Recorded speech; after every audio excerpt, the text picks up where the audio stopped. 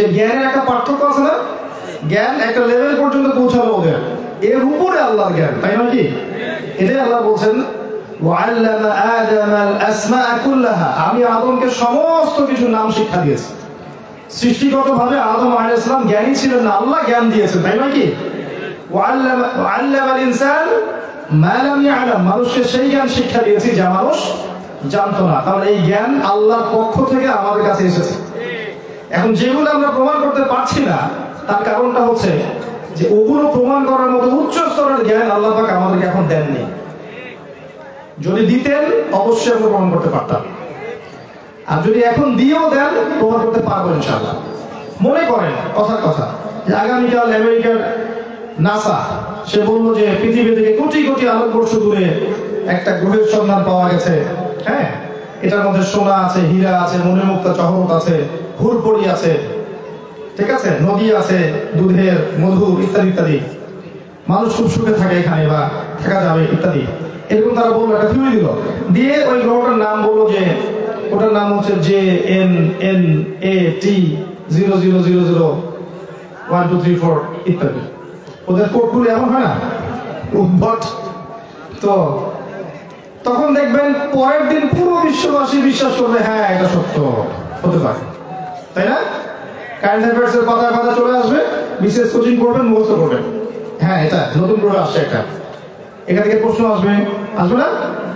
আচ্ছা, মানে যদি আল্লাহ পাক ওই জ্ঞানটা দিয়ে দেন ওইটা আবিষ্কার করার মতো, তখন কিন্তু এরা বিশ্বাস করবে। কিন্তু একই কথা আল্লাহ পাক কোরআনের শত শত জায়গায়, হাজার হাজার জায়গায় বলছেন, তারা বিশ্বাস করছে না। তো চাক্ষুষ না দেখলে বিশ্বাস করবো না, এই যে একটা মানে জ্ঞানতাত্ত্বিক পার্থক্য আমাদের সাথে, এটাই কিন্তু ঈমান আর কুফরের পার্থক্য করে দিয়েছে। যদি আপনি এই এপিস্টেমে যদি চলেন তাহলে নিঃসন্দেহে আপনাকে কুফরি করতে হবে। আপনি শিক্ষিত হয়েও কুফরি করে ফেলবেন, কেমব্রিজ, অক্সফোর্ড, হার্ভার্ড থেকে পড়ে আসবেন, এসে বলবেন ইসলাম এই যুগে চলে না, ওই যুগে চলতো, ইসলামের এই বিষয়গুলো মেনে না বাস্তবতার সাথে, ওইগুলো মিলত। তো জ্ঞান তত্ত্বটাকে ঠিক করতে হবে। আমাদের জ্ঞান তত্ত্বটা কি? গায়েবে বিশ্বাস। ঈমানের 6 পিলারই কি? গায়েবে বিশ্বাস। এবার আসেন, আল্লাহ রাব্বুল আলামিন আদম আলাইহিস সালামকে জ্ঞান শিক্ষা দিয়ে কি করেছেন? তাকে ফেরেশতাদের সামনে নিয়ে এসেছেন, এনে ফেরেশতাদেরকে বলেছেন যে তোমরা এগুলোর নাম বলে দাও। মালায়েকারা বলতে পারলেন না, তারা কি বললেন?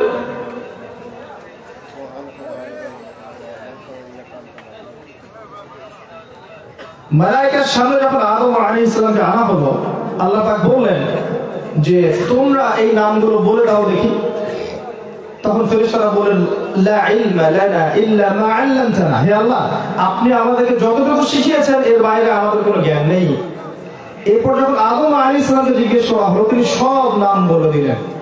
এই যে জ্ঞানের কারণে আল্লাহ পাক ফেরেশতাদের থেকে আমাদেরকে উঁচু স্থানে অবস্থান করালেন, তাই নয় কি? আচ্ছা, এরপরে আবার আল্লাহ পাক বললেন যে ওয়াইজ কুলনা লিল মালাইকাতি ইসজুদু লি আদম, এখন হে ফেরেশতারা তোমরা আদম আলাইহিস সালামকে সিজদা করো। নূরের ফেরেশতাদেরকে আল্লাহ পাক মাটির আদমকে সিজদা করতে বললেন। এদিকে কথা হচ্ছে কেন? কি সমস্যা ভাই?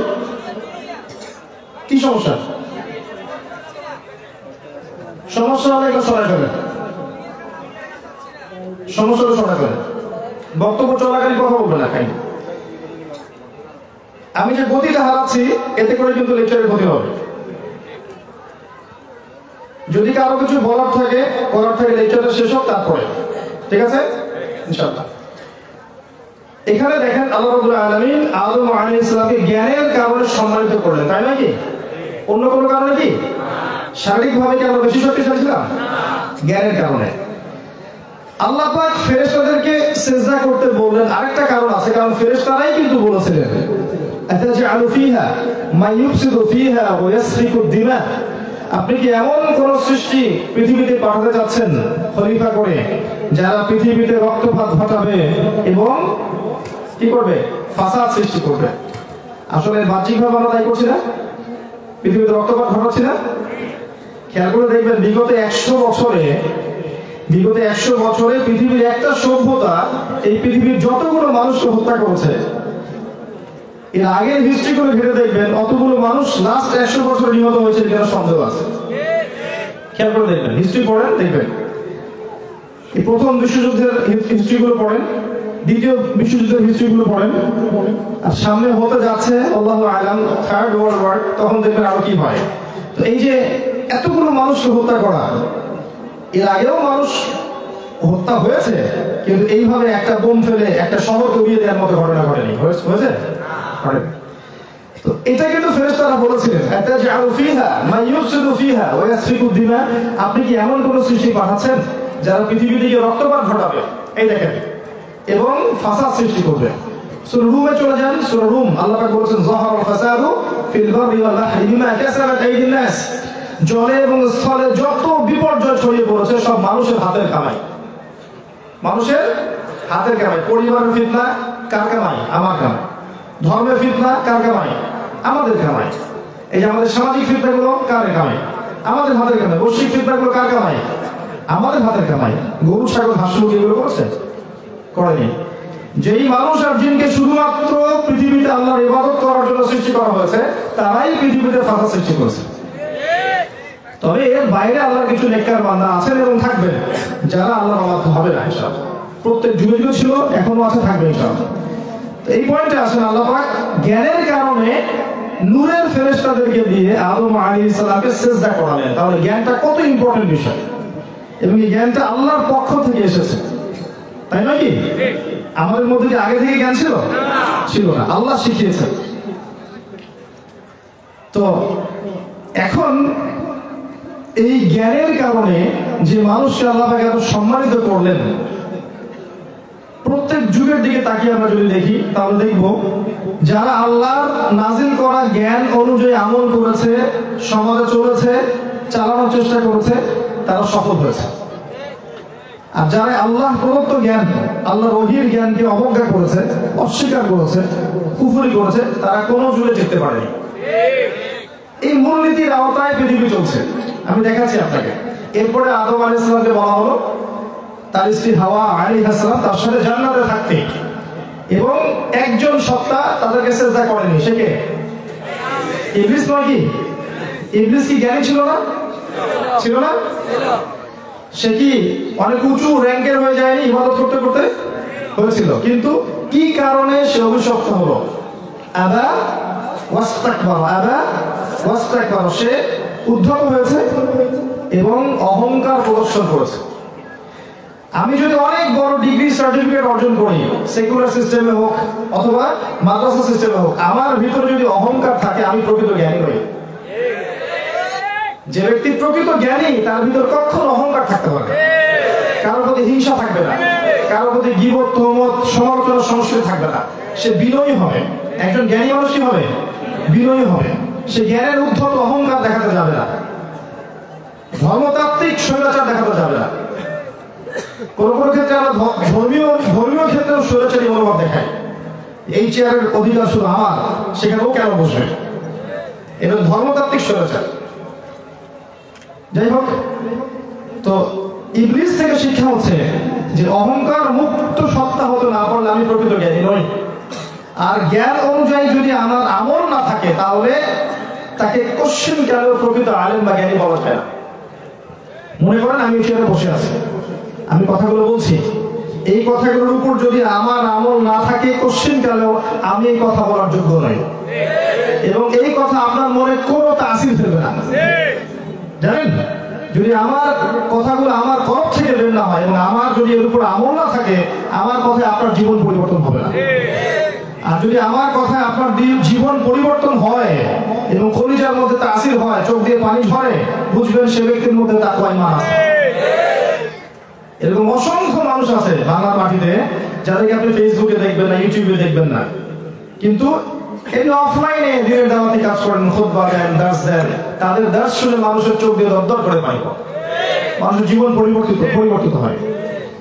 जो बात दिल से निकलती है, दिल पे असर करती है। যেই কথা মন থেকে বের হয়, এটা অন্যের মনে কি করে? আসার করে। আপনারা বুঝবেন এটা। আপনারা সাগর পাড়ের মানুষ, সাগর পাড়ের মানুষের মনটা বড় হয় আমার ধারণা। কারণ সমুদ্র আপনাকে বড় হতে শেখাবে।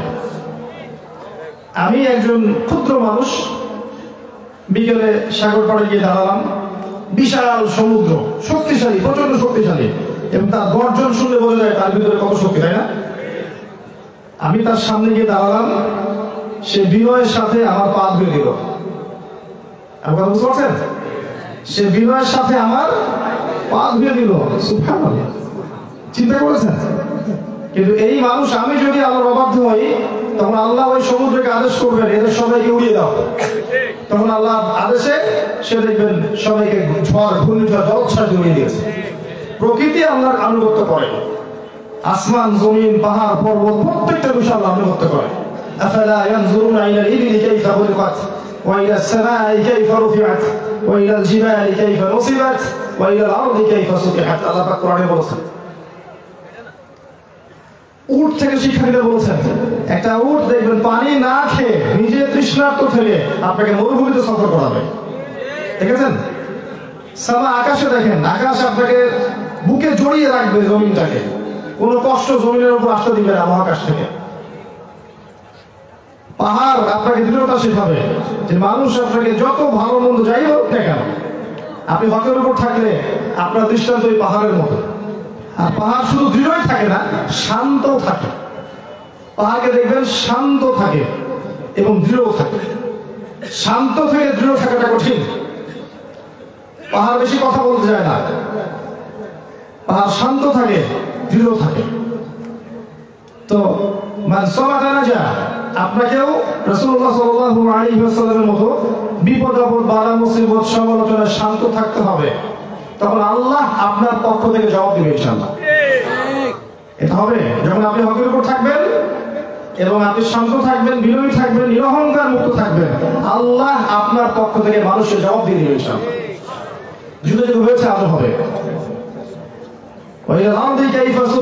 জমিনের দিকে তাকান, যত কষ্ট দেয় আমরা জমিনকে দেয়, তাই না? তারপরেও জমিন আমাদেরকে আগলে রেখেছে। প্রকৃতি থেকে আল্লাহ শিখতে বলছেন। সিলেটের প্রোগ্রামে আমরা মৌলভীবাজার ঘুরেছিলাম, ওখানে একটা স্পেশালিটি আছে, সেটা হচ্ছে আগর আতর। জানেন হয়তো আপনারা, আগর গাছ, এখান থেকে আতর বের হয় এবং সবচেয়ে দামি র আতরটা বের হয়। এই বের হওয়ার প্রসেসটা যদি আপনি দেখেন, দেখার পরে আমার অন্তত মনে হচ্ছে যে এই গাছটা নিজের গায়ে শত শত আঘাত সহ্য করে আপনাকে সুগন্ধি দিচ্ছে। চিন্তা করতে পারবেন না। একটা আগর গাছকে লাগানো হয়, যারা জানেন তারা আরো ভালো বলতে পারবেন। এখানে তার কাটা পেরেক যেগুলো আছে, পেরেকগুলোকে পোতা হয়, তার গায়ের মধ্যে অসংখ্য অজস্র পেরেক পুঁতে দেওয়া হয়, আস্তে আস্তে রেখে দেওয়া হয়। সময়ের সাথে সাথে এটা পচতে থাকে, পচন ধরে, পরে ওটাকে কাটা হয়। কাটার পরে সেখান থেকে ছোট ছোট পিস করে আরো বিভিন্ন প্রসেসের মধ্য দিয়ে বাষ্পগুলোকে কালেক্ট করে আতরটাকে বের করা হয়।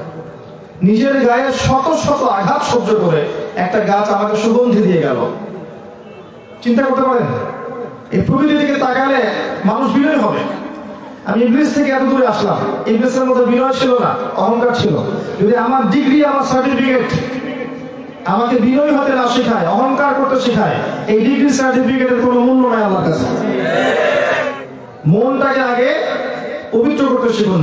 রিয়া, হিংসা, গীবত, তহমত, সমালোচনা, অভিযোগ, এই যে অপবাদ, এইসবের সংস্কৃতিকে বর্জন করতে শেখুন। অহংকার মুক্ত মন নিয়ে আসেন, আল্লাহর নূর আপনার কলবে আসবে ইনশাআল্লাহ। আল্লাহর নূর যখন কলবে আসবে, তখন আপনি দুই চোখ দিয়ে দেখবেন, দুই কান দিয়ে শুনবেন, কলব দিয়ে উপলব্ধি করবেন ইনশাআল্লাহ। আরো কিছু কাজ আছে।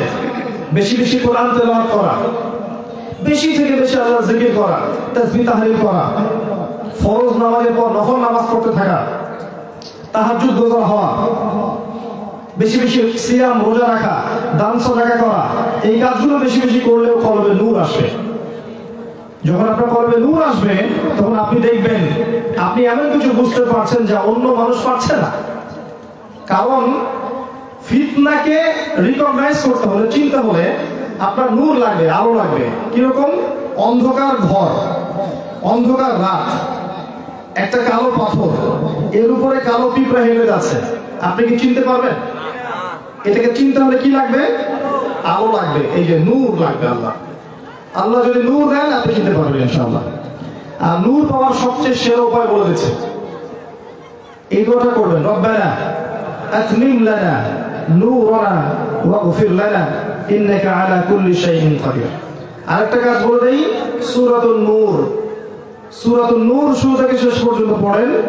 এখানে আল্লাহ পাক যে কাজগুলো করতে বলেছেন এগুলো করলে নূর পাবেন, যে কাজগুলো করতে নিষেধ করেছেন না করলে নূর পাবেন। যেমন এই সূরাতে আল্লাহ বলেছেন মুমিনদেরকে চোখ নামাতে বলেছেন না, আপনি বেগার নারীদের দিকে চোখ দিতে থাকলে নূর পাবেন না। আপনি সারাদিন অনেক ইবাদত করেছেন, এরপরে বের হন বিচে যান, বিচে গিয়ে দেখছেন যে যা দেখছেন এখন বিচে নগ্ন হয়ে গোসল করা, পর্দার কোনো ভালাই নাই, ও যে মেয়ে মানুষ এই সেন্সও তার মধ্যে নাই। এগুলো চোখের মধ্যে পড়লে দেখবেন নূরটা চলে গেল, আপনি বুঝতে পারবেন নূরটা চলে গেল। খারাপ লাগে না? ইমানদার মানুষের খারাপ লাগে, আর যারা খারাপ লাগবে না বুঝবেন ইমান শেষ হয়ে গেছে, নাই, ওই লেভেলটা নাই যেখানে খারাপ লাগবে। যখন এগুলো দেখতে দেখতে সয়ে যাবে তখন বুঝে নেবেন যে আমার ওই ইমানের তেজ বা নূরটা নিভে গেছে, যেটা থাকলে আমার খারাপ লাগতো। একটা বডি যদি প্যারালাইজড হয়ে যায় আঘাত করলে বুঝতে পারবেন না, বডি প্যারালাইজ না, এখানে আত্মা বা কলবটা প্যারালাইজ হয়ে গেছে। পাপ করতে করতে, পাপ দেখতে দেখতে, শুনতে শুনতে, চলতে চলতে এই পুরো আত্মাটাকে প্যারালাইজড হয়ে গেছে, প্যারালাইজ করে ফেলা হয়েছে। এই প্যারালাইজড আত্মা আবার আগের প্রাণ ফিরে পাবে যদি আপনি কোরআন বেশি বেশি তেলাওয়াত করেন, মৃত্যুকে বেশি বেশি স্মরণ করেন, কবর জিয়ারত করেন, দান সাদাকা বাড়িয়ে দেন, সিয়াম রাখেন, নফল নামাজ পড়েন, তাহাজ্জুদ পড়েন, আল্লাহর জিকির করতে থাকেন, আপনার ওই প্যারালাইজড রূহ ইনশাআল্লাহ দেখবেন আবারও সজীব হয়ে যাবে ইনশাআল্লাহ। আর একটা হাদিস মনে পড়লে বলে দিই যে যখন মানুষ ফরজ আমলগুলো করার পাশাপাশি নফল বাড়িয়ে দেয় এবং মনের মধ্যে তার খারাপ রিপুগুলোকে ত্যাগ করতে পারে, আল্লাহ পাক জিবরাইল আলাইহিস সালামকে ডেকে বলেন যে আমার অমুক বান্দাকে আমি ভালোবাসি, তুমিও তাকে ভালোবাসো। এরপর জিবরাইল আলাইহিস সালাম অন্য সমস্ত ফেরেশতাদেরকে ডাকেন, ডেকে বলেন যে আল্লাহ অমুক বান্দাকে ভালোবাসেন, আমিও অমুক বান্দাকে ভালোবাসি, তোমরা সবাই তাকে ভালোবাসো। এরপর ফেরেশতারা দুনিয়াবাসীকে বলেন আল্লাহ অমুক বান্দাকে ভালোবাসেন, জিবরাইল অমুক বান্দাকে ভালোবাসেন, আমরাও তাকে ভালোবাসি, তোমরা সবাইও তাকে ভালোবাসো। এরপর দেখবেন ওই পৃথিবীবাসীর মনের মধ্যে আল্লাহ পাক ওই বান্দার জন্য ভালোবাসা তৈরি করে দেন। এটা এভাবে হয়। আল্লাহ পাক আমাদেরকে আল্লাহর ভালোবাসা পাওয়ার তৌফিক দান করুন, আমিন। আমি একটা পয়েন্টে অনেক দূর চলে আসি। ইবলিস বহিষ্কৃত হয়েছে অহংকারের কারণে, উদ্ধত আচরণ করার কারণে। আপনি খেয়াল করে দেখবেন আদম আলাইহিস সালামও কিন্তু ওই নিষিদ্ধ গাছের কাছে গিয়েছেন, আদেশ লঙ্ঘন করেছেন, করেনি? ইবলিসও কিন্তু সিজদা করেনি, আদেশ লঙ্ঘন করেছে। তাহলে ইবলিস চিরস্থায়ী জাহান্নামী কেন হলো? আর আদম আলাইহিস সালামকে আবার ফিরে আসার সুযোগ কেন দেওয়া হলো? কারণ আদম আলাইহিস সালাম ভুলের উপর অটল থাকেননি। তিনি ফাতালাক্কা আদামু মির রাব্বিহি কালিমাত ফাতাবা আলাইহি, তিনি রবের কাছ থেকে কালিমা শিখলেন, তওবার কালিমা শিখলেন, শিখে তওবা করে আল্লাহর কাছে ফিরে আসলেন, আল্লাহ পাক মাফ করে দিলেন। ইবলিস এই কাজটা করেনি, বরং সে উল্টা কিয়াস করেছে, খালাকতানি মিন নার ওয়া খালাকতাহু মিন তিন, আমাকে সৃষ্টি করেছেন আগুন দিয়ে, তাকে মাটি দিয়ে, আমি কেন তাকে সিজদা করব? এই যুক্তি দর্শন বিজ্ঞান, এই যে প্রমাণ না হলে আমি মানবো না। আপনি বললেই মানবো কেন?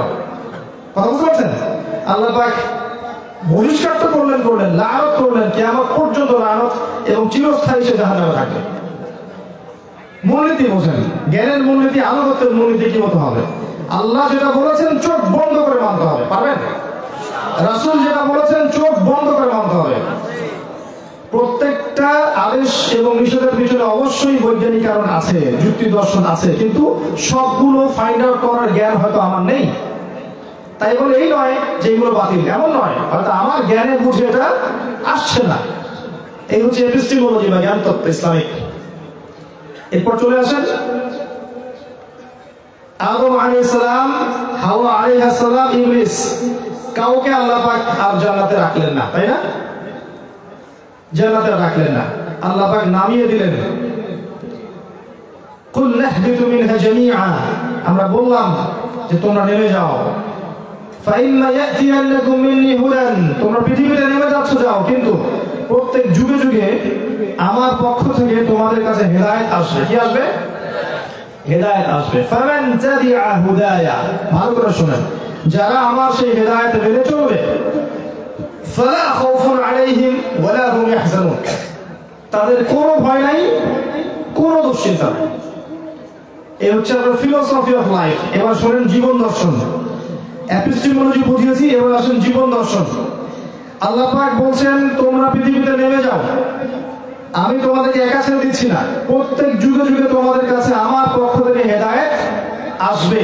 যারা আমার হেদায়েত মেনে চলবে, কোনো ভয় নাই, কোনো টেনশন নাই, তোমরা আবার জান্নাতে ফিরে আসবে ইনশাআল্লাহ। একটা কথা। দুই নাম্বার, ওয়াল্লাযীনা কাফারু ওয়া কাযযাবু বিআয়াতিনা, কিন্তু যারা আমার আয়াতকে অস্বীকার করবে, মিথ্যা প্রতিপন্ন করবে, ফাউলাইকা আসহাবুন নার, এরা জাহান্নামের অধিবাসী হবে, হুম ফিহা খালিদুন, সেখানে তারা চিরস্থায়ী থাকবে। দ্য ফিলোসফি অফ লাইফ, জীবন দর্শন। হেদায়েত আসবে যদি মানেন, আপনি জান্নাতি। হেদায়েত আসবে যদি অস্বীকার করেন, কুফরি করেন, আপনি জাহান্নামী। এটা সহজ কোনো ফিলোসফি হতে পারে? হতে পারে না। এবার দেখেন আদম আলাইহিস সালামের যুগটা দেখেন। এই যুগ সম্পর্কে একটা ঘটনা এসেছে সূরা মাইদায়। কি সেটা? ওই যে হাবিল আর কাবিল, তাই না? কাবিল তার ভাইকে হত্যা করলো না, হিংসার বশবর্তী হয়ে হত্যা করলো। শিক্ষা আছে, এখনো সেই হাবিল এবং কাবিলের সংস্কৃতি চলছে মুসলিমদের মধ্যেই। এখনো মুসলিমদের মধ্যে সেই হাবিল কাবিলের সংস্কৃতি চলছে। এখনো আমরা হিংসা, বিদ্বেষ, অপবাদ, আন্ডারএস্টিমেট করা, বিভক্তি, এগুলো সংস্কৃতি ছাড়তে পারিনি। এখনো একজনের পিছনে আরেকজনের না লেগে থাকলে ঘুম হয় না। একজনের সুখ উন্নতি দেখলে আরেকজনের গা জ্বালা পোড়া করে। কারো দ্বারা দিনের কোনো উপকার হতে থাকলে তাকে যতক্ষণ পর্যন্ত মাটিতে না নামানো যায় শান্তি হয় না। হাবিল কাবিলের সেই হিংসাত্মক সংস্কৃতি এখন আমাদের মধ্যে আছে। মনে রাখবেন, ঈর্ষা বা হিংসা মানুষের নেক আমল খেয়ে ফেলে, ঠিক যেমন আগুন কাঠকে খেয়ে ফেলবে। কাবিল যে অন্যায় করেছিল, রাসূল সাল্লাল্লাহু আলাইহি ওয়াসাল্লাম বলেছেন পৃথিবীতে যত মানুষকে হত্যা করা হবে, সমস্ত খুনের পাপের একটা অংশ কাবিলের আমল নামায় যুক্ত করা হবে। কারণ সেই পৃথিবীতে সর্বপ্রথম খুনের ট্রেডিশন চালু করেছে। আপনি পরের যুগে আসেন, নূহ আলাইহিস সালাম 950 বছর এই তার কওমকে ইসলামের দাওয়াত দিয়েছে। কত বছর ভাই? 950 বছর, 9টা শতাব্দী, 9.5 শতাব্দী আল্লাহ পাক তাকে এত লম্বা হায়াত দিয়েছিলেন। অল্প কিছু মানুষ ইসলাম কবুল করেছে। এরপর যে মানুষগুলো ইসলাম কবুল করেনি, আল্লাহ পাক কি করেছেন? তুফান দিয়ে, প্লাবন দিয়ে একদম গারাক করে দিয়েছে। এমনকি যারা ডুবে গিয়েছিল তাদের মধ্যে স্বয়ং নূহ আলাইহিস সালামের স্ত্রীও ছিল এবং তার ছেলেও ছিল।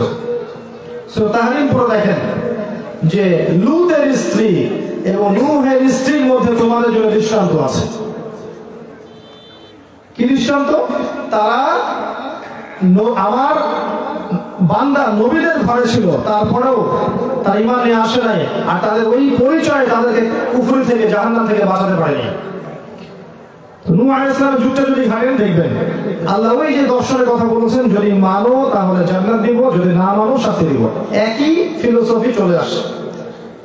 যারা যে অল্প কিছু মানুষ নূহ আলাইহিস সালামের কথা মেনেছিল, আল্লাহ পাক এই মানুষগুলোকে নাজাত দিয়েছেন, উদ্ধার করেছেন।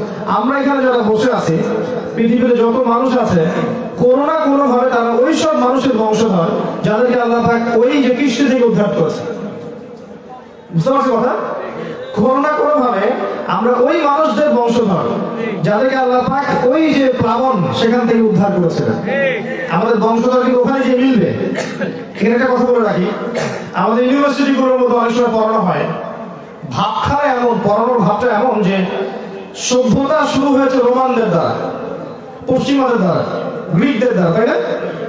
যেখানে যাবেন দেখুন গ্রিক দার্শনিক বলেছেন, রোমান দার্শনিক বলেছেন, মানে সভ্যতা মনে হয় ওদেরকে দিয়ে শুরু হয়েছে। অথচ আল্লাহর কিতাব বলছে যে সভ্যতা শুরু হয়েছে নবীদের দ্বারা। আল্লাহর কিতাব বলছে সভ্যতা শুরু হয়েছে নবীদের দ্বারা। আর আমাদেরকে বোঝানো হচ্ছে এখন যেন সভ্যতা যেন শুরু হয়েছে ওদের দ্বারাই, এর আগে সভ্যতা ছিল না। সুবহানাল্লাহ। তো আপনাকে কোরআনের চোখ দিয়ে দেখতে হবে, না হলে আপনি বুঝতে পারবেন না যে আসলে সত্য কোনটা মিথ্যা কোনটা। আমি অনেক লেকচারে বলেছি, আরেকবার বলছি, দুই চোখের ব্যাপার আছে কোরআনে। মুসা আলাইহিস সালাম প্রশ্ন করছিলেন বারবার, কেন নৌকাটা ফুটা করলেন, কেন বাচ্চাটাকে হত্যা করলেন, কি কারণে দেয়াল নির্মাণ করে পারিশ্রমিক দিলেন না? কোন সূরা বলতে পারছেন? কোন সূরা? মাশাআল্লাহ, অল্প কিছু মানুষ বলতে পেরেছেন। যারা সূরা কাহাফ এখনো পড়েন নাই, এক মাসের মধ্যে পড়ে ফেলেন, কারণ সূরা কাহাফ ছাড়া কিছু আপনাকে দাজ্জাল থেকে বাঁচাতে পারবে না। ঠিক আছে? আর মাসিহুদ দাজ্জালের চেয়ে বড় কোনো ফিতনা আসেনি, আসবেও না। পৃথিবীর যত ফিতনা আছে দেখছেন, সমস্ত ফিতনার চেয়ে বড় ফিতনা দাজ্জালের ফিতনা। এখান থেকে আপনাকে বাঁচাবে একটা সূরা, তার নাম কি? সূরা কাহাফ। এখানে দেখবেন মুসা আলাইহিস সালাম প্রশ্ন করছেন, কি জন্য নৌকাটা ফুটা করলেন, কেন বাচ্চাটাকে হত্যা করলেন, কেন দেয়ালটা নির্মাণ করলেন কিন্তু পারিশ্রমিক দিলেন না? খিদর আলাইহিস সালাম বলেন, তোমার সাথে আমার আর চলা হলো না, তবে যাওয়ার আগে আমি তোমাকে অ্যানসার দিচ্ছি, যদি নৌকা ফুটা না করতাম জলদস্যু নৌকা হাইজ্যাক করে নিয়ে যেত, যদি বাচ্চাটা হত্যা না করতাম আল্লাহর আদেশে এই বাচ্চা বড় হয়ে একটা বড় কাফের হতো, যদি এই দেয়াল নির্মাণ না করতাম এই দেয়ালের নিচে 2-3 বাচ্চার সম্পত্তি আছে, এটা তারা পেত না, তারা যখন বড় হবে তারা পাবে ইনশাআল্লাহ। বাহ্যিক চোখ দিয়ে মুসা তোমার কাছে মনে হচ্ছে প্রত্যেকটা কাজ অন্যায়, তাই না? কিন্তু ভেতরের চোখ দিয়ে দেখলে তুমি বুঝবে যে আসলে প্রত্যেকটা কাজের পিছনে একটা কি আছে, কল্যাণ আছে। আপনাকেও দুই চোখ খুলে বিশ্বকে দেখতে হবে, আদারওয়াইজ আপনি বুঝতে পারবেন না। মানুষ বলবে সব এগিয়ে যাচ্ছে, আর আল্লাহ নূরওয়ালা মানুষরা বলবে হ্যাঁ সব এগিয়ে যাচ্ছে ঠিকই বটে, তবে ধ্বংসের দিকে। এটাই সত্য, পৃথিবী তার শেষ সময় দিকে যাচ্ছে।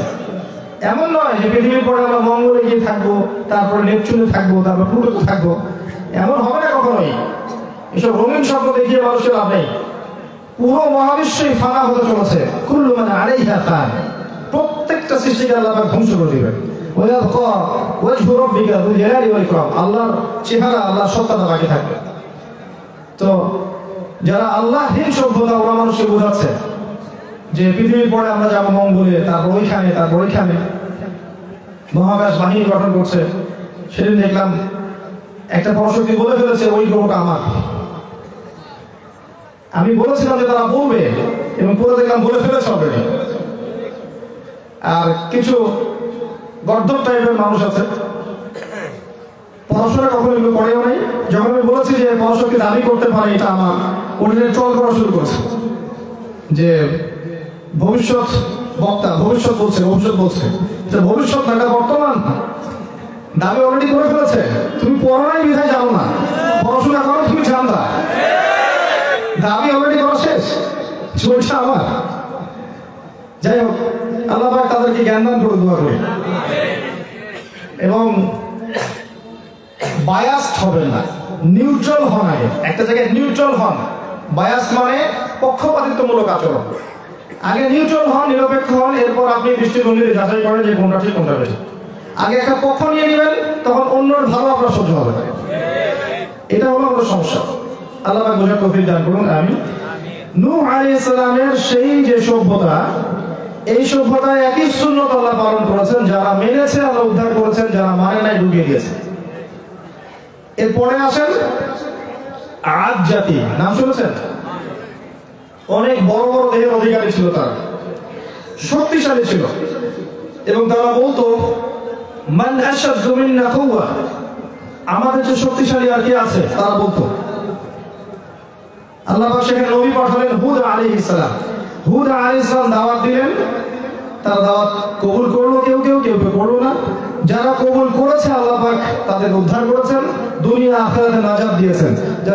যারা ঈমান নিয়ে আসেনি, আল্লাহ রাব্বুল আলামিন তাদেরকে উড়িয়ে দিয়েছেন ঝড় দিয়ে। আল্লাহর শাস্তিগুলোর মধ্যে নিদর্শন আছে। বলেছিল আমরা অনেক শক্তিশালী, আল্লাহ ঝড় বাতাস দিয়ে উড়িয়ে দিয়েছেন। দেখি কত শক্তি। চলে যান তারপরে কম সামুদ, তার নবী ছিল কে? কে ছিল বলেন? জানেন না? এমনি তো ভাই আল কোরআনের আলো ঘরে ঘরে জ্বলবে না।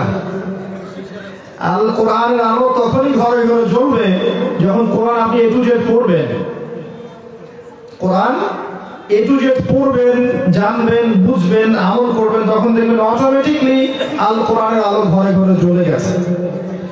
জোর করে প্রেসার ক্রিয়েট করতে হবে না, এমনি জ্বলে যাবে। কে কে নিয়াত করতে পারেন আগামী রমজান আসার আগেই কোরআন তেলাওয়াত শিখবেন? ইনশাআল্লাহ শিখবেন তো? ইনশাআল্লাহ ওয়াদা করছেন, বায়াত করছেন তো আমাদের? ঠিক আছে। কোরআন শুধু পড়া শিখলেই হবে না, এর অর্থটাও জানতে হবে, বুঝতে হবে, এবং কিছু অংশ হিফজ করতে হবে। যদি পুরোটা হিফজ করতে পারেন মাশাআল্লাহ খুব ভালো, যদি পুরোটা নাও পারেন অ্যাটলিস্ট কিছু অংশ হিফজ করবেন, মুখস্থ করবেন, অর্থটা পড়বেন। যদি আপনি আরবি ভাষা না জানেন সেক্ষেত্রে বিশুদ্ধ কোনো তাফসীর নেবেন, মাআরিফুল কোরআন বা ইবনে কাসির বা জালালাইন পুরো একটা তাফসীর নিয়ে আপনি A to Z প্রতিদিন 10টা 20টা করে আয়াত করতে পারবেন না? অসম্ভব কিছু। আমাদের সমস্যা বলি একটা, আমরা সারা রাত যদি আলোচনা করি আজকে রাতে হয়তো সারা রাত মানুষ বসে থাকবে, কিন্তু একটা বই সবাইকে দিয়ে দেই, একটা একটা করে কপি দিয়ে বলি যে ফজরের নামাজের পর পরীক্ষা নিব, আপনারা পড়েন সারা রাত, 10%ও থাকবে না। পড়াশোনা করতে চায় না। পড়াশোনা না করলে এই উম্মার খেদমত করা যাবে না।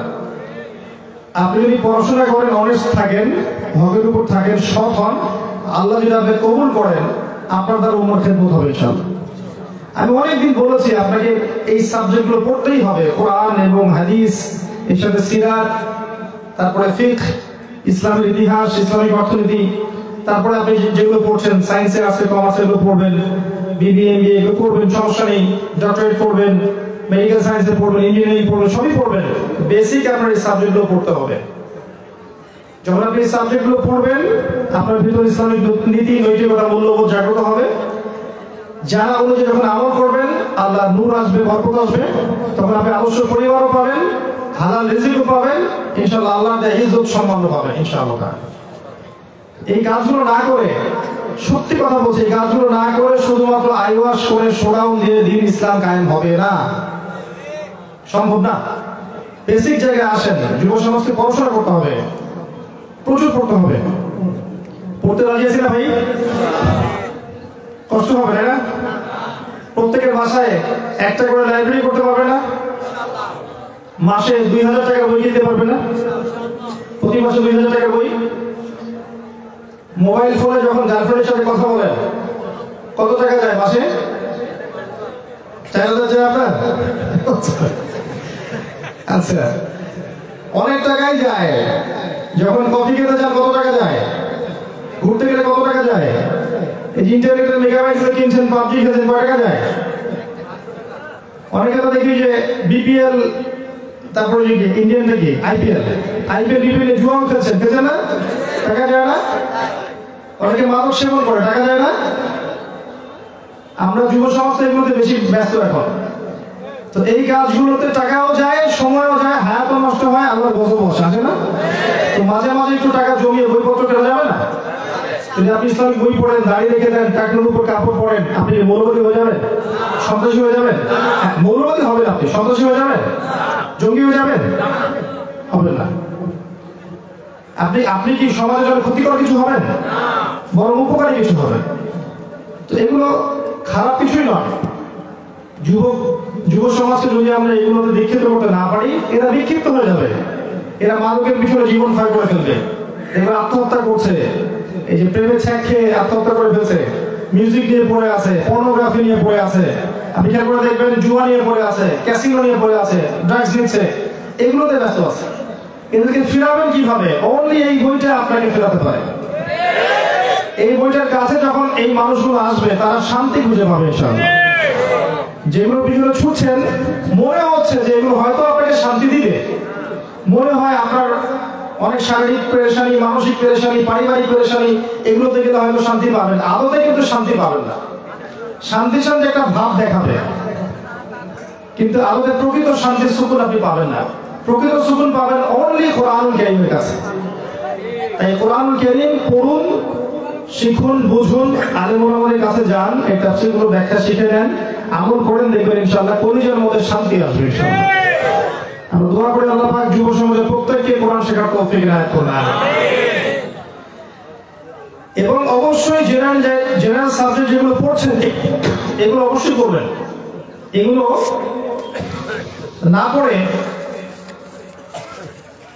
এগুলোকে ছেড়ে দিয়ে সবসময় আবার মানে ধর্মীয় বিপদ নিয়ে বসে থাকেন না, তাহলে পরিবারের মাথা খারাপ হয়ে যাবে। ঠিক আছে, একবারে ছেড়ে দিয়ে যেখানে আসতে হবে এটা বলছি না, আপনি যেখানে পড়াশোনা করছেন করতে থাকেন, এর পাশাপাশি আপনি এই বইগুলো পড়তে থাকেন, পারবেন না? আল্লাহ পাক তৌফিক এনায়েত করুন। তো যেটা বলছিলাম, সামুদ জাতির নবীর নাম হচ্ছে সালেহ আলাইহিস সালাম। তার ক্ষেত্রে একই সুন্নাত, দাওয়াত দিলেন, কিছু মানুষ কবুল করলো আর কিছু মানুষ কবুল করলো না।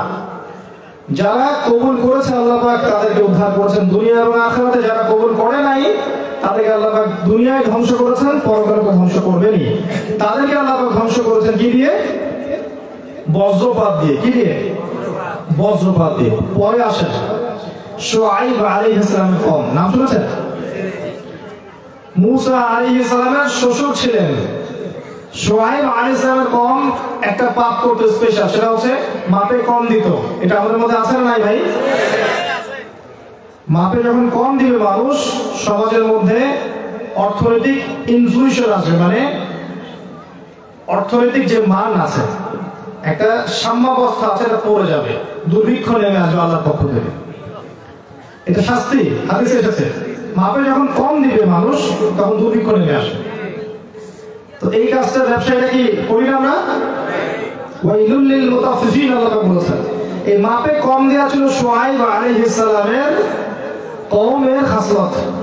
আরেকটা খাসলত ছিল, তারা ডাকাতি করত, ছিনতাই আছে না, ছিনতাই করত। তো আল্লাহ পাক এই কওমটাকে ধ্বংস করেছেন কি দিয়ে শোনেন? পৃথিবীর প্রথম কওম যাকে আল্লাহ পাক ভূমিকম্প দিয়ে ধ্বংস করেছেন সেটা হচ্ছে শুআইব আলাইহিস সালামের কওম। যদি আমরা এই শাস্তি পাপগুলো করতে থাকি, আল্লাহ পাক এই শাস্তি দিবেন আমাদেরকেও, নাউযুবিল্লাহ। এবং শেষ জামানার হাদিসগুলোর মধ্যে এসেছে যে কিয়ামতের আগে আগে ভূমিকম্প বাড়তে থাকবে, বেশি বেশি ভূমিকম্প হবে, এবং তিনটা হবে বড় বড় মেজর ভূমিকম্প।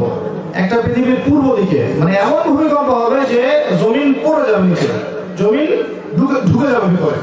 একটা পৃথিবীর পূর্ব দিকে। পৃথিবীর পূর্ব দিক কোনটা ভাই? এই যে আমাদের পুরো কন্টিনেন্ট, আপনার পুরো সাবকন্টিনেন্ট সহ শুরু করে এই পুরো কন্টিনেন্টটা হচ্ছে পূর্ব দিক পৃথিবীর। এখানে একটা বড় ভূমিকম্প হতে যাচ্ছে, আল্লাহ জানেন কবে, আমরা জানি না কবে, কিন্তু হবে, হাদিস এসেছে। কিছু পাপের কারণে এটা আসে, সেটাও হাদিস এসেছে। অশ্লীলতা, বেহায়াপনা, মানুষ যখন মদকে হালাল করে নিবে, বাদ্যযন্ত্রকে হালাল করে নিবে, তখন এই পাপগুলো আসবে, এই শাস্তিগুলো আসবে। আরেকটা হবে পৃথিবীর পশ্চিম দিকে, ওই যে যেই পশ্চিমা সম্প্রদায়ে মানুষ এখন প্রবাসী হচ্ছে, ওখানে সুখের সন্ধানে, গ্রিন কার্ড, নিজের দেশকে প্রতিভা দেয়া বাদ দিয়ে অন্যকে প্রতিভা দিয়ে আসছে। গিয়েছি, প্রয়োজন পূরণ হয়েছে, চলে আসতে হবে। দেশ ভালো না, জনগণ ভালো না, সরকার ভালো না, পরিবেশ ভালো না, এই করে করে দেশকে অবজ্ঞা করে বাইরে গিয়ে পড়ে থাকলে হবে? নিজের প্রতিভা, নিজের যত স্কিল আছে এটাকে জনগণকে দেওয়া যাবে না, রাষ্ট্রকে দেওয়া যায় না, দিয়ে নিজের দেশকে এগিয়ে নেওয়া যায় না? অন্যের দেশে আমি আমার শ্রম, আমার মেধা, আমার প্রতিভা, ওদেরকে উন্নতি করাবো কি জন্য? এবং এমন একটা সভ্যতাকে উন্নতি করাচ্ছি যারা ইসলামের প্রকাশ্য দুশমন। সারা বিশ্বের প্রত্যেকটা মুসলিম কান্ট্রিতে এরা বোমাবাজি করে মানুষ হত্যা করছে। ওদেরকে আমি শ্রম দিয়ে আমার প্রতিবাদী উন্নতি করাবো কি জন্য? আমি আমার দেশকে উন্নতি করাবো, আমার দেশকে আমি মেধা দিব, আমার শ্রম দিব, আমি আমার রাষ্ট্র, আমার সরকারকে, আমাদের যে পরিবেশ আছে এখানে আমি উন্নতি করবো, যাতে করে আমাদের এখানে দুর্নীতি কমে যায়, ভালো কিছু হয়। কেন করা যায় না?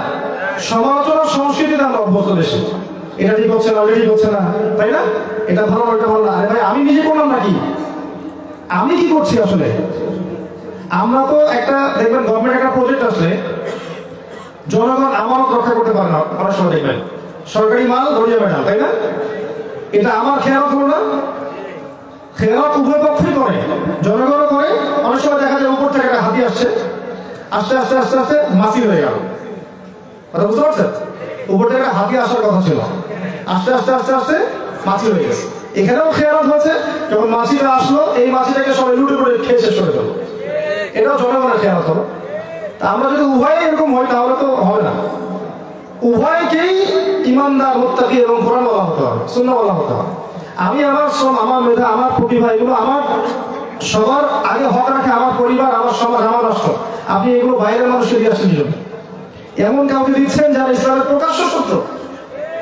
এরা পুরো ওয়ার্ল্ড ওয়াইড মানবতার শত্রু, শুধু ইসলামের শত্রু নয়। যেখানে লা ইলাহা ইল্লাল্লাহ গন্ধ পাবে সেখানেই তারা শুরু করে দিল ফাসাদ। তারা দেখতে আসে না কি হানাফিকে, আইলাদিসকে, শাফিঈকে, হাম্বলিকে, চরমনাইকে, আকশি তামলি কিছু দেখতে আসে না। তারা দেখবে সে লা ইলাহা ইল্লাল্লাহ বলেছেই বলে ব্যাস। তো ওই যে যেখানে আমরা রঙিন স্বপ্ন দেখছি, ওই সভ্যতা ভূমিকম্পে ধ্বংস হবে, হাদিসে এসেছে। দ্বিতীয় ভূমিকম্প পশ্চিমে। আর 3 নাম্বারটা হচ্ছে কোথায়? 3 নাম্বারটা আপনার মাঝখানে, পৃথিবীর মাঝখানে জাজিরাতুল আরবের এই কন্টিনেন্ট একটা ভূমিকম্প হবে। এবং এটা সেই ভূমিকম্প যে ভূমিকম্প প্রমাণ করে দিবে যে ওই ব্যক্তি, যে ব্যক্তি মদিনা থেকে মক্কায় এসেছে, যার হাতে মানুষ বায়াত নিয়েছে, ঠিক আছে, এই মানুষটা ইমামুল মাহদি কিনা ওই ভূমিকম্প প্রমাণ করে দিবে। এগুলো আখির জামানের হাদিসগুলোর মধ্যে আছে, পড়ে দেখবেন। তো যেটা বলছিলাম, শুআইব আলাইহিস সালামের কওম সর্বপ্রথম কওম যাকে আল্লাহ পাক ভূমিকম্প দিয়ে ধ্বংস করেছেন। আর ভূমিকম্প যে কারণগুলোতে হয়, এই পাপগুলো যদি আমরা না ছাড়ি, আল্লাহ যে আমাদেরকেও দিবেন না কোনো গ্যারান্টি নেই, কোনো গ্যারান্টি নেই। আল্লাহ পাক আমাদেরকে আল্লাহর গজবের যে পাপ, এগুলো থেকে বাঁচিয়ে রাখুন, আল্লাহুম্মা আমিন। আল্লাহ পাক আমাদেরকে প্রচন্ড ভালোবাসেন, প্রচন্ড রহম করেন, প্রচন্ড দয়া করেন, করুণা করেন, মায়া করেন। একজন ব্যক্তি যে লা ইলাহা ইল্লাল্লাহ প্রকৃত অর্থে বুঝেছে এবং বলেছে, সেই ব্যক্তি জীবিত থাকা অবস্থায় আল্লাহ পাক কিয়ামত দিবেন না। একটা ব্যক্তি যদি থাকে পৃথিবীতে যে লা ইলাহা ইল্লাল্লাহকে ধারণ করেছে প্রকৃত অর্থে, ও বেঁচে থাকা পর্যন্ত আল্লাহ পাক কিয়ামত দিবেন না। এত বেশি ভালো আল্লাহ আমাদেরকে বাসেন। আল্লাহ আমাদেরকে শাস্তি দিতে চান না, যদি না আমরা সেই পাপগুলো করি। কিন্তু আমরা সেই পাপগুলো করছি, নির্দ্বিধায় আমরা মাদক সেবন করছি, মাদকের নাম পরিবর্তন করে দিয়েছি, নির্দ্বিধায় আমরা জিনা করছি, পরকীয়া করছি, ইয়াবা খাচ্ছি, পর্নোগ্রাফি দেখছি, ফ্রি মিক্সিং করছি, ফ্যামিলিস্ট রেভলিউশনে লিপ্ত হচ্ছি, নির্দ্বিধায় করছি, আল্লাহর হুকুম আহকামে পরোয়া করছি না, আল্লাহর ফরজ ওয়াজিব সুন্নাত মুস্তাহাব তোয়াক্কা করছি না, আল্লাহর হালালকে হারাম করে ফেলছি, আল্লাহর হারামকে হালাল করে নিচ্ছি। এগুলো করতে থাকলে আল্লাহর শাস্তি আসবে ভাই। আল্লাহর শাস্তি চলে আসলে ঠেকানো থাকবে না। তাই সবার উচিত অনতি বিলম্বে আল্লাহর কাছে তওবা করা। তওবা করে আল্লাহ যেভাবে চলতে বলেছেন সেভাবে চলা। এতে নিজের কল্যাণ, পরিবারের কল্যাণ, সমাজের কল্যাণ, সবার কল্যাণ। আমরা তওবা করি আল্লাহর কাছে, আস্তাগফিরুল্লাহাল্লাযী লা ইলাহা ইল্লা হুয়াল হাইয়ুল কাইয়্যুম ওয়া আতুবু ইলাইহি। বলেন আস্তাগফিরুল্লাহাল্লাযী লা ইলাহা ইল্লা হুয়াল হাইয়ুল কাইয়্যুম ওয়া আতুবু ইলাইহি। আস্তাগফিরুল্লাহাল্লাযী লা ইলাহা ইল্লা হুয়াল হাইয়ুল কাইয়্যুম ওয়া আতুবু ইলাইহি। তারপরে জেনারেশনে যান, ফিরআউন শুনেছেন নাম? মুসা আর ফিরআউন। কোরআন খুলবেন খালি মুসা আর ফিরআউন। ফিরআউন কে ছিল? এই বিশ্বের পরাশক্তি, এখনকার পরাশক্তিদের মতোই পরাশক্তি, অনেক দাপট। সে বলেছিল যে আনা রাব্বুকুমুল আ'লা, আমি তোমাদের মহান রব। নাউযুবিল্লাহ, আমি ছাড়া তোমাদের কোন রব আছে আমি তো জানি না, এরকম বলেছিল।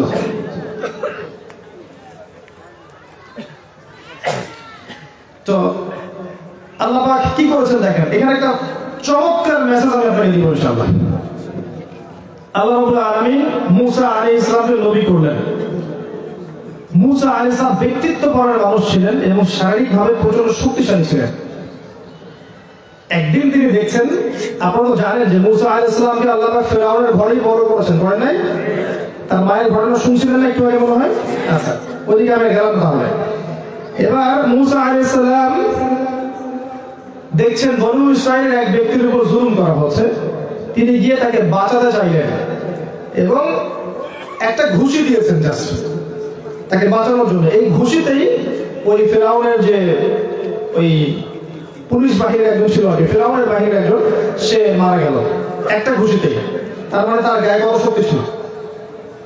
আচ্ছা, এবার মুসা আলাইহিস সালাম আর ওই মিশরে টিকতে পারছেন না, কারণ তাকে মারার কাছে আসামি মনে করে খোঁজা হচ্ছে। এবং তিনি তখন হিজরত করে চলে গেলেন কোথায়? মাদিয়ান, শুআয়ব আলাইহিস সালামের কওমে। সেখানে গিয়ে তিনি বসে আছেন, দেখলেন যে দুইজন মেয়ে পানি নিতে এসেছে, পানি নিতে এসেছে। মেয়েরা তো একটু অবলা হয়, তাই না? তো ছেলে মানুষ আগে পানি নিচ্ছে, সে চান্স পাচ্ছে না মেয়ে দুটা। মুসা আলাইহিস সালাম সেখানে গিয়ে তাদের বালতি নিয়ে তাদেরকে পানি নিয়ে দিলেন, হেল্প করলেন, উপকার করলেন। তো এই মেয়ে দুটো বাসায় ফিরে গেল। এই ফাঁকে মুসা আলাইহিস সালাম একটা গাছের নিচে বসেছেন, বসে তিনি আল্লাহর কাছে দোয়া করছেন, রব্বি ইন্নী বিমা আনজালতা ইলাইয়া মিন খায়রিন ফাকির। হে আল্লাহ, তুমি আমার প্রতি যে অনুগ্রহ পাঠাবে, যে নিয়ামত পাঠাবে, এর জন্য আমি ভিখারি হয়ে বসে আছি। কারণ তার তখন বাড়ি নাই, থাকার জায়গা নাই, কিছু নাই, হিজরত করে এসেছেন। ঠিক এমন অবস্থায় ওই দুই মেয়ের একজন মেয়ে হেঁটে হেঁটে আসছেন। আল্লাহ পাক এই কোরআনের মধ্যে, আমি বললাম একটা বিষয় বলা আল্লাহ পাক বাদ দেননি। ওই নারী কিভাবে হেঁটে এসেছেন আল্লাহ পাক কোরআনে সেটাও বলেছেন। সুবহানাল্লাহ। আল্লাহ পাক কোরআনে বলেছেন যে সে লাজুক ভঙ্গিতে হেঁটে আসলো। সুবহানাল্লাহ। এই যে মেয়েদের হাঁটার মধ্যে যে পর্দা আছে, এখনকার জেনারেশন কে বুঝাতে পারবেন? বোরখা পরে এমন ভাবে হাঁটবে যে হাঁটার কারণে পর্দাটা ছুটে গেছে। এই পশ্চিমা ধাঁচে গড়ে ওঠা এই মেয়েদের, যারা ফ্যামিলিস্ট রেভলিউশনে বিশ্বাস করে, এই মেয়েদেরকে আপনি মুসা আলাইহিস সালামের স্ত্রীর হাঁটা শেখাতে পারবেন? শুআয়ব আলাইহিস সালামের মেয়ে ছিলেন তিনি, পরে এই মেয়ের সাথে মুসা আলাইহিস সালামের বিয়ে হয়েছে। এসে তিনি বলেছেন যে বাবা আপনাকে ডাকছেন। লাজুক ভঙ্গিতে হেঁটে তিনি মুসার কাছে এসে বলেছেন, বাবা আপনাকে বাসায় ডাকছেন। এবার মুসা আলাইহিস সালাম সে বাসায় গেলেন, সেখানে দেখলেন শুআয়ব আলাইহিস সালাম, তিনিও নবী, তিনি তার এই মেয়ের সাথে তার বিয়ে দিলেন। একজন মুত্তাকি, দিনদার, পরেজগার মানুষ এইরকম মেয়ে পাবে জীবনে ইনশাআল্লাহ।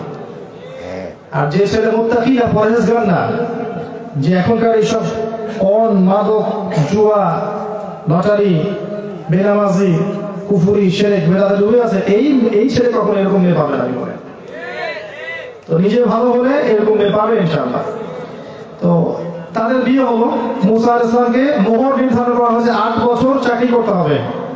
শুআয়ব আলাইহিস সালামের ফার্মে 8 বছর চাকরি করতে হবে। যদি তুমি চাও আরো 2 বছর বাড়াতে পারো। যাই হোক, মুসা আলাইহিস সালাম এইখানে নবুয়ত পেয়েছেন, তুর পাহাড়ে। এরপর যখন তিনি ফেরাউনের কাছে গেলেন, আল্লাহ পাকের কাছে তার আগে দোয়া করলেন যে আল্লাহ, আমি তো সেখানে অলরেডি একটা অপরাধ করে এসেছি, আমি যদি সেখানে যাই ওরা তো আমাকে মেরে ফেলবে। আমার সাথে আমার ভাইকে নবী করে দেন। হারুন আলাইহিস সালামকেও নবী করা হলো। মুসা আলাইহিস সালাম একটা দোয়া করলেন, রব্বি ইশরাহ লি সাদরি ওয়া ইয়াসসির লি আমরি ওয়াহলুল উকদাতাম মিন লিসানি ইয়াফকাহু কওলি। আল্লাহ, আমার কলিজাটা বড় করে দাও, বুকটা প্রশস্ত করে দাও, সাহস দাও। আর ফেরাউনকে দাওয়াত দিতে কি লাগবে? সাহস লাগবে না? সাহস লাগবে। আমাকে সাহস দাও, আমার মুখের জড়তাগুলো দূর করে দাও, ঠিক আছে? আমার কাজগুলো সহজ করে দাও, যাতে করে মানুষ এবং ফেরাউন আমার কথা বুঝতে পারে। পাঠিয়ে দেওয়া হলো। 9টা মুজিজা মুসা আলাইহিস সালাম দেখালেন। বড় বড় 2টা জানেন তো, লাঠি ছুঁড়ে মারলে কি হয়? সাপ। আবার যেখান থেকে হাত বের করলে আলো বের হতো। ওই যে আল্লাহ পাক বক্ষ প্রশস্ত করে দিয়েছিলেন, আল্লাহ পাক কলিজা নূর দিয়েছিলেন। কি দিয়েছিলেন? হাত বের করছেন, আলো বের হচ্ছে। আপনার সায়েন্স বিশ্বাস করবে? বিশ্বাস করবে? করবে না। তার বলবে এগুলো রূপকথা, তাই না? এগুলো কোরআনের কথা। এটা হয়েছে। এরপরে তিনি দাওয়াত দিলেন, ফেরাউন দাওয়াত কবুল করলো না। আপনারা জানেন ফেরাউন তার দলবল সহ বনু ইসরাইলকে অ্যাটাক করলো। আল্লাহ পাক লোহিত সাগরে তাদেরকে একত্রিত করলেন না, সমস্ত ফেরাউনের সদস্যদেরকে আল্লাহ পাক ফেরাউন সহ লোহিত সাগরে এক মুহূর্তের মধ্যে ডুবিয়ে মেরে ফেললেন। আর আল্লাহ রাব্বুল আলামিন বনু ইসরাইলকে পার করে নিষ্কৃতি নাজাত দিলেন। একই সুন্নত নয় কি? ওই নূহ, ওই আদ, ওই সামুদ এবং শুআয়ব সমস্ত নবীদের একই সুন্নত নয় কি? যারা মেনেছে আল্লাহ উদ্ধার করেছেন, মানে নাই দলবল সহ ডুবিয়ে দিয়েছেন দুনিয়াতে। এমনকি ফেরাউন তখন বলেছিল যে আমানতু বিরব্বি হারুন ওয়া মূসা, ডুবতে ডুবতে বলছে যে আমি হারুন আর মূসার রবের প্রতি ঈমান আনলাম। তখন আল্লাহ বলছেন আলান এখন ঈমান নিয়ে এসেছো, তখন আসাইতা মিন ক্বাবল এর পূর্বে তুমি উদ্ধত ছিলে, অহংকারী ছিলে, অবাধ্য ছিলে। তবে আজকে আমি তোমার এই বদন শরীরটাকে আমি রেখে দিব, সংরক্ষণ করব। তাকুনা মিন খালফিকা আয়া, যাতে করে তোমার পরবর্তীদের জন্য তুমি নিদর্শন হতে পারো। এই ফিরআউনের এই যে লাশ কবে উঠেছে? কত সালে? 1896 কি 97 সালে উঠেছে এই যে সাগর থেকে। তার মানে আপনাকে একটা ইন্ডিকেশন দেওয়া হচ্ছে যে এর পরবর্তী বিশ্বে ফিরআউনের রাজত্ব চলবে এবং তাদের জন্য এই লাশটা হচ্ছে দৃষ্টান্ত। আপনাকে নিদর্শন দেওয়া হয়েছে অলরেডি। ফিরআউনের লাশটা কি পরবর্তীদের জন্য নিদর্শন, যে ওরকম হলে এই পরিণতি হবে। আপনি খেয়াল করে দেখবেন তারপর থেকে বিশ্বের জুলুম ফাসাদ আরো ব্যাপকতা হয়েছে, আখিরুল জামানের সাইন গুলো চলে এসেছে। এদের জন্য নিদর্শন। এখানে একটা কথা বলি, চমৎকার কথা হচ্ছে এই, যেভাবে আল্লাহ রাব্বুল আলামিন ফিরআউন এবং তার বাহিনীকে লোহিত সাগরে একত্রিত করেছিলেন, ঠিক একইভাবে আল্লাহ রাব্বুল আলামিন এই দাজ্জালের অনুসারীদেরকে জেরুজালেমে একত্রিত করেছেন। কথা বুঝতে পারেননি আপনাকে? আবার বলছি, আই রিপিট, আল্লাহ পাক যেভাবে ফিরআউন এবং তার অনুসারীদেরকে লোহিত সাগরে একত্রিত করেছেন সব ডুবিয়ে গালাত করার জন্য, একইভাবে আল্লাহ রাব্বুল আলামিন বিগত 70 বছর ধরে জেরুজালেমে দাজ্জাল এবং তার অনুসারীদেরকে একত্রিত করেছেন। সামনের সময় আসলে ওদেরকে আল্লাহ পাক ধূলিসাৎ করে ফেলবে। আল্লাহ পাক ওই জন্য একত্রিত করেছেন, অন্য কোনো কারণে না। হ্যাঁ, তার আগে তারা রাইজ করবে, বিশ্ব নিয়ন্ত্রণ করবে, বিশ্বের প্রতিটা সেক্টর নিয়ন্ত্রণ করবে, বিশ্বকে রুল করবে। কিন্তু একটা সময় আসবে যখন ঈসা ইবনে মারইয়ামের হাতে মাসিহুদ দাজ্জাল এবং তার ফলোয়ার্সরা ধ্বংস হয়ে যাবে। আল্লাহ পাক ইসলামের এই বিজয় ঘটাবেন ইনশাআল্লাহ তাআলা। এরপর ঈসা ইবনে মারইয়াম সেই জেরুজালেমেই, এই পবিত্র জেরুজালেম যেখানে ছিল দাউদ আলাইহিস সালামের খেলাফত, সুলাইমান আলাইহিস সালামের খেলাফত, যেটা ওমর রাদিয়াল্লাহু আনহু জয় করেছিলেন, তাই না? ওই যে উটের পিঠে চড়ে ভৃত্য পিঠের উপরে তিনি নিচে বসে ধরে, এই কবিতাগুলো তো এখন বই নাই, তাই না? আছে? উঠিয়ে দেওয়া হয়েছে না? কেন ওঠাবে? কাজী নজরুল ইসলামের কবিতাগুলো কি মানবতা বিরোধী ছিল? তাহলে তার কবিতাগুলো আস্তে আস্তে কমে গেল কেন? আমার তো মনে হয় সবচেয়ে সেরা কবি হচ্ছেন কাজী নজরুল ইসলাম, আমার মত এটা। আপনি নাও মানতে পারেন, আপনার কাছে অন্য কেউ হতে পারে সেরা, বাট আমার কাছে কাজী নজরুল ইসলামের মতো শব্দ চয়ন, তার মতো অলংকার, তার মতো এই যে সত্যকে সত্য রূপে তুলে ধরা, যে মনন সংস্কৃতি, আমি তো অন্য কারোর মতো দেখি না। কি কাব্য বোঝেন? সবচেয়ে সেরা উপন্যাস আমরা পড়েছি, আপনারা পড়েন না। আল্লাহ পাক কোরআনে বলেছেন সবচেয়ে সেরা উপন্যাস হচ্ছে সূরা ইউসুফ। আল্লাহ কোরআনে বলেছেন সবচেয়ে সেরা উপন্যাস হচ্ছে সূরা ইউসুফ, আহসানুল কসাস। আর এই সূরা ইউসুফকে বানিয়েছে ইউসুফ আর জুলাইখার প্রেম কাহিনী, তাই না? সত্যিকার অর্থে সূরা ইউসুফ হচ্ছে তার বাবা এবং তার সন্তানের প্রেম কাহিনী। ওখানে দেখবেন তার বাবা এবং তার ছেলের যে ভালোবাসা, যে হারানোর ব্যথা, যে ট্র্যাজেডি, টুইস্ট এন্ড টার্ন, এটা অ্যামেজিং। এমনকি বাবা অন্ধ হয়ে গেছেন কাঁদতে কাঁদতে কাঁদতে কাঁদতে ছেলের জন্য। কোন প্রেমিকের জন্য কাঁদতে কাঁদতে অন্ধ হয়েছে? এমনকি যখন ইউসুফ আলাইহিস সালামের ওই যে কাপড় নিয়ে আসছেন, মনে আছে? পড়ে দেখবেন, বাবা দূর থেকে বলছেন যে আমি ইউসুফের গন্ধ পাচ্ছি এখন। সুবহানাল্লাহ। সূরা ইউসুফ হচ্ছে সবচেয়ে সেরা উপন্যাস, পড়ে দেখেন বাসায় গিয়ে। তো উপন্যাসটা আমরা পড়েছি, কাব্য আমরা বুঝবো। কোরআন যারা পড়েছে এরা বুঝবে কাব্য কি জিনিস। সূরা হুদ পড়েন, বুঝবেন কাব্য কি জিনিস। আর রহমান পড়েন, কাব্য কি জিনিস বুঝবেন, কবিতা কাকে বলে। এত সুন্দর ছন্দ, এত সুন্দর অলংকার কোরআনের পাতায় পাতায়, আয়াতে আয়াতে আছে না? আল্লাহ পাক বিশাল মেসেজ দিচ্ছেন কাব্য আকারে, সাহিত্যের আকারে, গল্প আকারে, তাই না? দুইটা সেন্টেন্সের মধ্যে আল্লাহ পাক 2 শতাব্দীর হিস্ট্রি বলে ফেলছেন। তো যারা কোরআন বোঝে তারা বুঝবে কাব্য কি জিনিস। বলছি কাজী নজরুল ইসলামের কথা, যে আমার মতে তিনি বেস্ট কবি। আপনার মতে নাম হতে পারে, আমার মত, আর আমি মত প্রকাশের স্বাধীনতা রাখি। তো যাই হোক, এই কবিতা নাই, তো ওই জেরুজালেমে ওদেরকে একত্রিত করা হয়েছে, যেখানে এই পবিত্র শাসনগুলো ছিল এক সময়। এক পর্যায়ে দেখবেন ওখানেই আল্লাহ রাব্বুল আলামিনের আদেশে ওদের ধ্বংস লেখা আছে। আল্লাহ পাক এই দিন অচিরেই ঘটাক, আমরা সে দোয়া করি আল্লাহুম্মা আমিন। আর কয়েকটা কথা বলে শেষ করছি যে ফেরাউনের পরের সংস্কৃতিতে আসবেন, সভ্যতায় আসবেন, দেখবেন আপনি ঈসা আলাইহিস সালামের কওমকে পাবেন। ঈসা ইবনে মারইয়ামের কওমের সেম সুন্নাত। ঈসা আলাইহিস সালামকে যারা ঈমান এনেছে আল্লাহ পাক উদ্ধার করেছেন, যারা ঈমান নিয়ে আসে নাই আল্লাহ পাক তাদেরকে ধ্বংস করেছেন।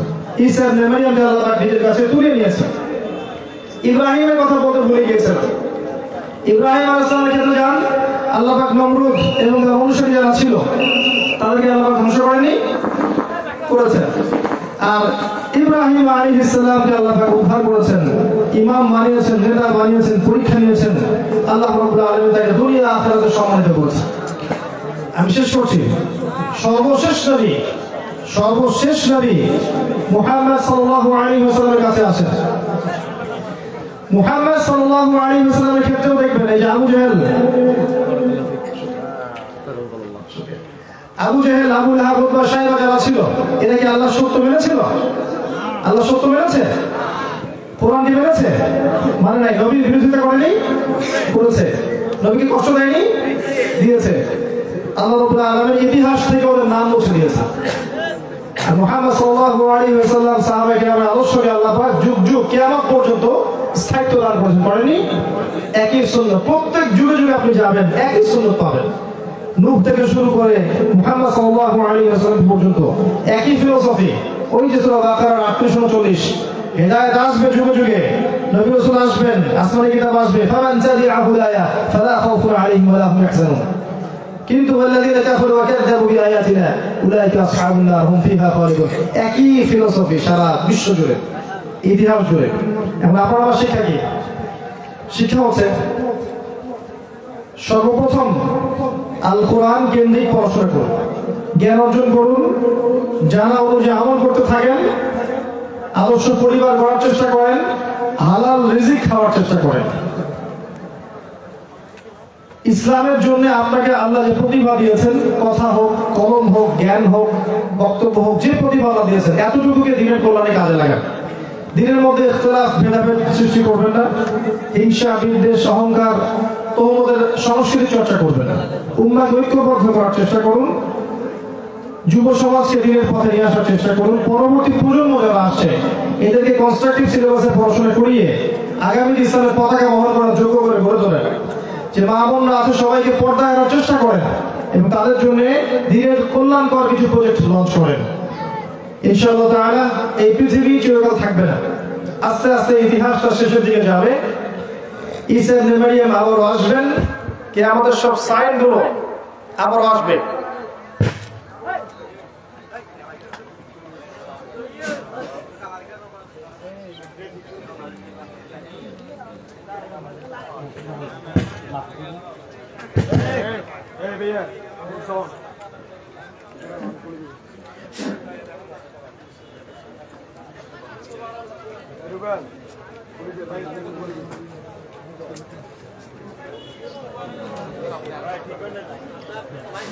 কথা শোনা যায়? আচ্ছা, আমি শেষ করে ফেলেছি। এই কাজগুলোর কথা যেগুলো বললাম, এইগুলো যদি আমরা করতে পারি, আপনি দেখবেন ইনশাআল্লাহ তাআলা আগামী 10 বছর, 20 বছর, 50 বছরের মধ্যে দেখবেন এমন প্রজন্ম তৈরি হবে যেই প্রজন্মের হাতে আল্লাহ রাব্বুল আলামিন দিনের পতাকার বিজয় দান করবেন ইনশাআল্লাহ আযজা ওয়া জাল।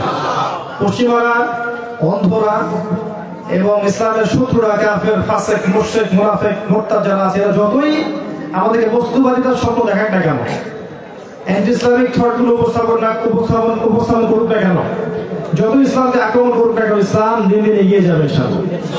যতদিন যাবে তত মানুষ ইসলামের দিকে আসবে, ফিতনাগুলো বাড়বে, আল্লাহর আযাব গজবও বাড়বে, কিন্তু আল্লাহর কিছু নিয়মিত বান্দা যুগে যুগে থাকবে যারা ইনশাআল্লাহ আগামীতে দিন ইসলামকে এগিয়ে নেবে। অবশ্যই অবশ্যই এই পৃথিবীটা ধ্বংসের দিকে যাবে। দাজ্জাল আসবে, তার অনুসারীরা বিশ্বকে রুল করবে। ঈসা ইবনে মারইয়াম আসবেন, খিলাফত রিস্টোর করবেন, 40 বছর তিনি পৃথিবীকে শাসন করবেন, তিনি মারা যাবেন। তার কবর হবে নবী সাল্লাল্লাহু আলাইহি ওয়াসাল্লামের কবরের পাশে। এরপর পৃথিবীতে শান্তি শৃঙ্খলা বজায় থাকবে। তারপর আরেকটা প্রজন্ম আসবে যারা এমন উদ্ধত অহংকারী এবং নোংরা হবে, যারা রাস্তার মধ্যে দাঁড়িয়ে জেনা করবে। ওই প্রজন্মের সামনে আল্লাহ পাক পশ্চিম দিক থেকে সূর্য উঠাবেন এবং কিয়ামত সংঘটিত করবেন। এই সময় সামনে আসতে যাচ্ছে। এই সময় আল্লাহ পাক যে হায়াতটুকু আমাদেরকে দিয়েছেন 50, 60, 70, 100 বছর, আপনি ডিসিশন নেবেন আপনি আল্লাহর জন্য বাঁচবেন না শয়তানের জন্য বাঁচবেন। আপনি আপনার শৈশব কৈশোর যৌবনকে কিভাবে সাজাবেন, খাতা কলম নিয়ে বসবেন। যদি আপনার হায়াত 20 বছর বাকি থেকে থাকে, এই 20 বছর আপনার প্ল্যান কি, প্রজেক্ট কি, কিভাবে এগোতে চান, কি করতে চান, কিভাবে আমল করবেন, কিভাবে অর্থ উপার্জন করবেন, পরিবার কিভাবে গঠন করবেন, দিনের জন্য কি করবেন, ঠান্ডা মাথায় চিন্তা করতে বসুন। চিন্তা করতে শিখুন, আত্মসমালোচনা করতে শিখুন, নিজের আমল নামার হিসাব করতে শিখুন এবং খেলার ছলে ঠাট্টার ছলে এই হায়াতটাকে নষ্ট করবেন না।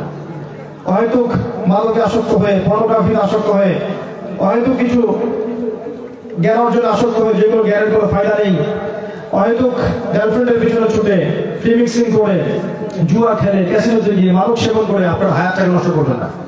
আপনার প্রত্যেক ফোঁটা রক্ত যা আপনার দেহে প্রবাহিত হচ্ছে, এটা আল্লাহর দেয়া পবিত্র আমানত। এই আমানতটাকে আপনি আল্লাহর পথে ব্যয় করেন। আল্লাহ পাক আপনাদের সবাইকে তৌফিক এনায়েত করুন। আমিন। أقول قولي هذا أستغفر لي ولكم ولسائر المسلمين. بارك الله لنا ولكم بالآية الحكيم إنه تعالى جواد كريم ورؤوف رحيم. سبحانك اللهم وبحمدك أشهد أن لا إله إلا أنت أستغفرك وأتوب إليك. সবাই ভালো থাকবেন, আল্লাহ ভালো রাখুন, আমার জন্য দোয়া করবেন। জাযাকুমুল্লাহ খায়রান আহসান জাযা। যারা আজকে মাহফিল আয়োজন করেছেন, আমরা দোয়া করি আল্লাহ পাক তাদের সবার নেক হায়াত হালাল রিজিকে বারাকাত দান করুন। আমিন। আসসালামু আলাইকুম ওয়া রাহমাতুল্লাহি ওয়া বারাকাতুহু। আলহামদুলিল্লাহ।